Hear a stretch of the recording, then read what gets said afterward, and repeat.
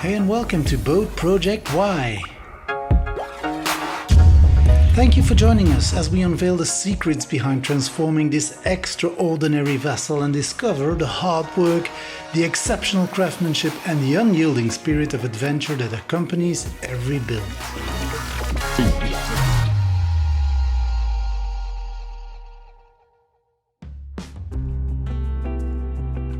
Hey and welcome back to Project Y. Spring is finally starting to show herself, blue skies are back on the menu, and those classic René Magritte clouds are rolling in. You know, the kind that makes you feel like something special is about to happen. Well, welcome aboard. While I was away from the boat, I already showed you that my father built this fantastic new staircase. But hold on, there is more, way more. Look at this, an absolutely stunning new ballroom floor. Honestly, we could invite the Royal Ballet over for their next performance. But jokes aside, I'm so happy about this. Step by step, we're finally shaping this vessel back into what she's meant to be. Let's rewind for a second. At the start of this winter, we began at the bow, replacing some parts of the hull and installing new ribs.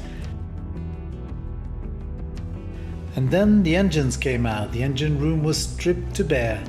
New floors in the wheelhouse and in the bow, and now we've arrived here with yet another beautiful floor, ready for what is probably the most defining part of this refit, the backbone of any steel boat, the frames. And this time, unlike last episode, we're doing it properly. First the frames, then the new steel at the port side. So let's do this. To begin this monumental task, I unfortunately have to remove that beautiful dance floor again.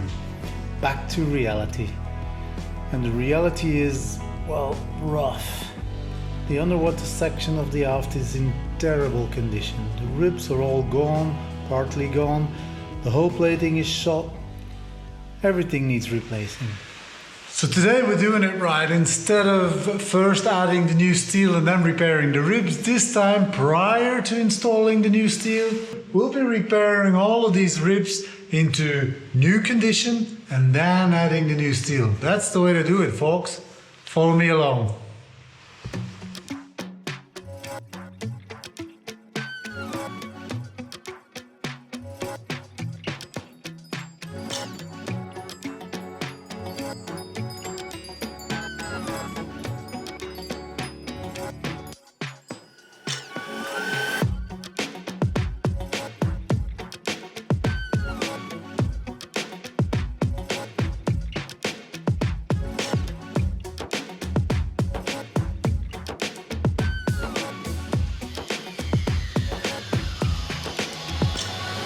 While waiting for the new well profiles to arrive, I start removing the old, completely rotten ribs.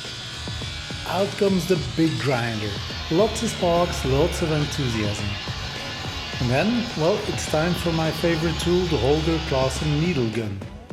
Perfect for getting into those corners and crevices, removing rust and grime, and leaving everything dream level clean for the new steel.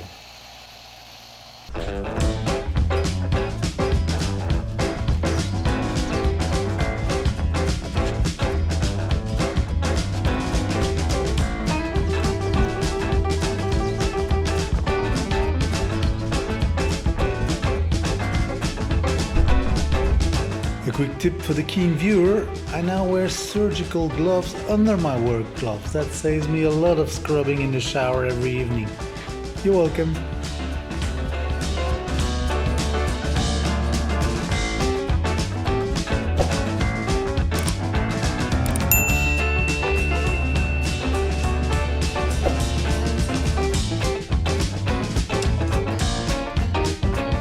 New steel sections are cut at a 45-degree angle to maximize the contact area between the existing good steel and the new ones.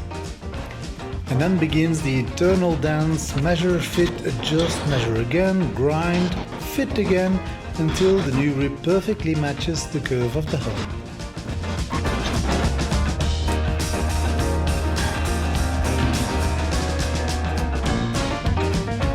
see, I've made these small slits in the steel that allows me to recreate the hole's curvature. And once shaped, I will weld those slits closed again, remove the piece, weld the other side and gradually build to a perfectly formed rib. Ah yes, the small mighty Mag 9000 from Holger Claassen. One of those tools you never knew you needed until you have it. And then, you can't live without it. It fits everywhere, reaches everything.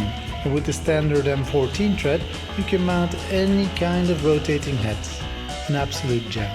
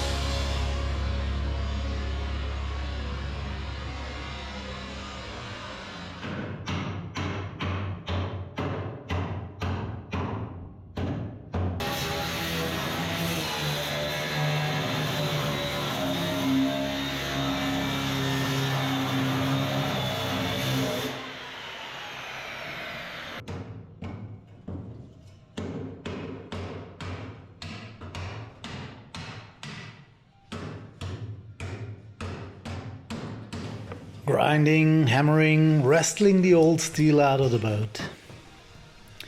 And then the next day, you just pick up where you left off.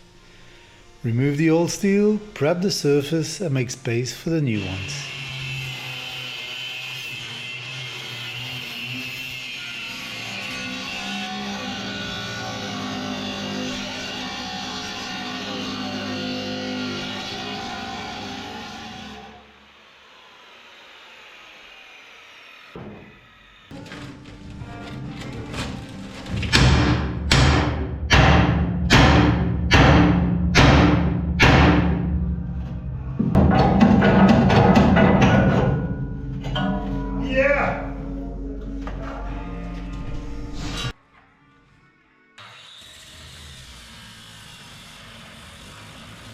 But then this one felt off.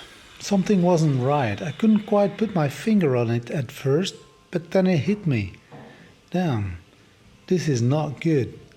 I got a proper scare there. It turns out that the hull was actually pushed inward from the support, which makes it impossible to properly fit a new rib, and honestly, I don't know if this happened the first time we placed the boat on the trailer or if it's a result of me removing the ribs.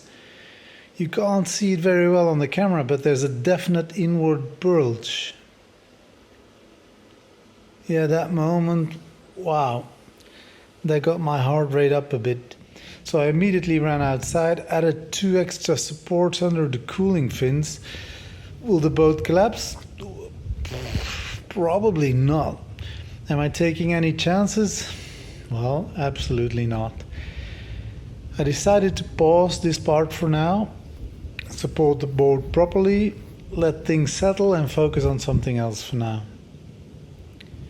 Because this didn't feel right. So back to this earlier battle, those shaft couplings, remember? I listened to your advice and I bought myself a 15-ton hydraulic puller. This has to work, right? I go all in. Extra penetrating oil, heat it up till it's piping hot. Let's see.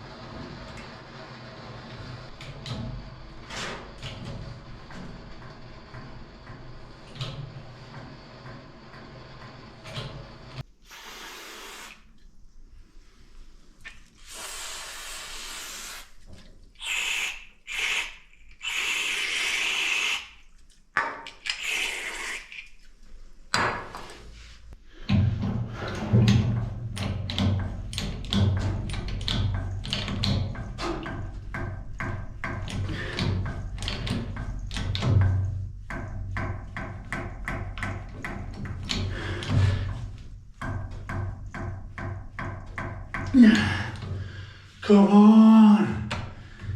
Ah.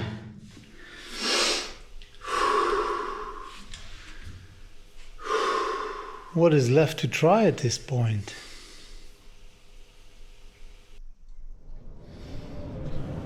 At this stage, I really feel like smashing something. Well, hey, perfect, because that's exactly what we're going to be doing today. The starboard side is already stripped of the old paint, now it's time for the port side. The method is simple and proven, and I did some off camera already, but I'll show you the process again.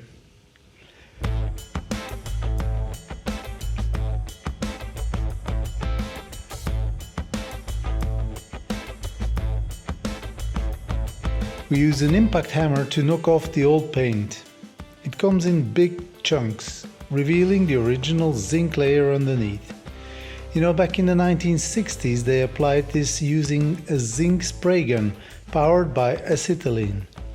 Melting zinc wire and spraying it onto the steel. Incredibly strong, incredibly effective. And I absolutely want to keep this layer intact.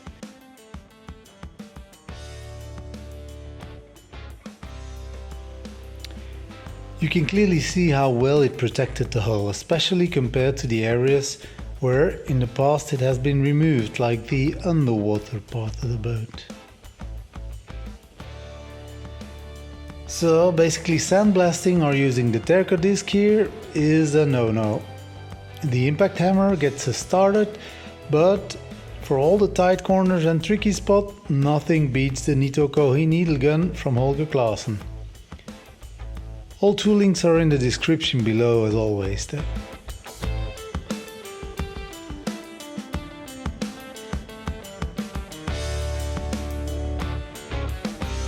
Hopla, there you go. Halfway done. Let's finish this monumental task in the next episode, so hopefully you join me there as well. All the best, my mates. Ahoy!